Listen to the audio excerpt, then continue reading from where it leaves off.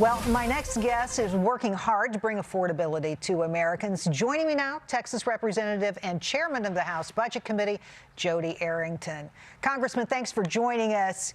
You know, Democrats love to talk a big game, and Chuck Schumer himself, he has said that he intends to make cost and affordability the top issue for midterms.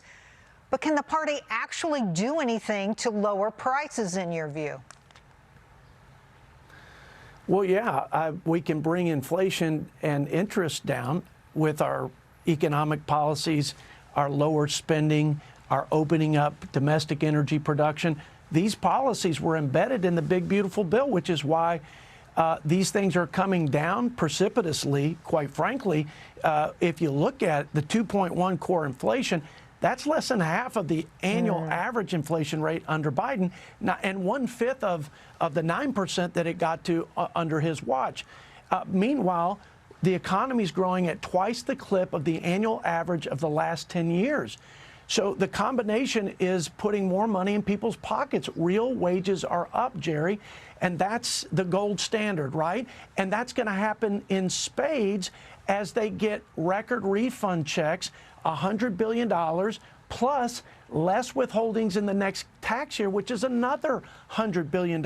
So policies have consequences, and they are extinguishing the flames of the inflationary firestorm started by President Biden and the failed policies and unbridled spending of my Democrat colleagues. Yeah, well, to that point, Congressman, you know, the Democrats are promising to bring down inflation. Do you see anything in their history here that would make you think they can actually pull that off? Well, Jerry, they promised affordable health care, and premiums and deductibles have doubled since the advent of Obamacare. And they want us to double down with an additional layer of COVID-era fraud-ridden subsidies. So, I mean, they just want more government control. They want the levers of power. And so they're going to do whatever they can to get them. But in terms of their policies, they created this disaster. They promised inflation reduction. I mean, it's no wonder the American people are skittish. They were promised over and over that they should feel good about their condition and better about their future prospects. And they got worse.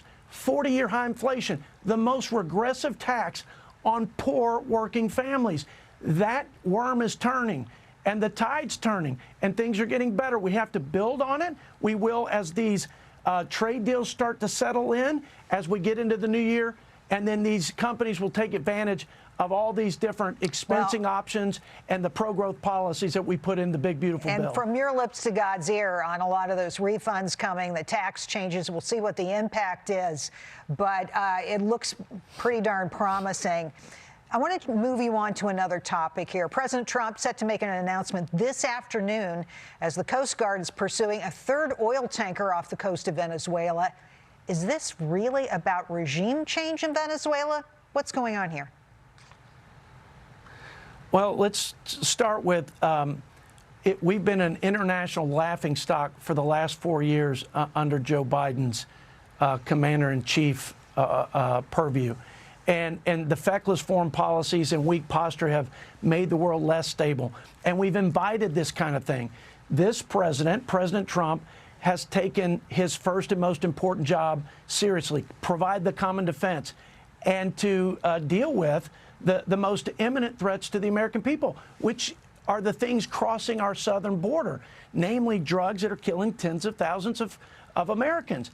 So he's doing whatever it takes to address that threat, whether that's blowing up drug boats or seizing these oil tankers that Maduro is using to finance his narco-terrorism. Right. We finally have a president that's doing his first and most important job, and I think the vast majority of Americans appreciate it and want him to continue to do what he's doing. Congressman, I've got one more question I really want you to answer. We don't have a lot of time, but I want to talk about this potential ban on congressional stock trading. Appears to be picking up steam. Could be discussed or go into place in the new year. What's your feeling about this? Are you willing to live with a ban on congressional stock trading? Absolutely. Jerry, it's the right thing to do. Public office is a public trust.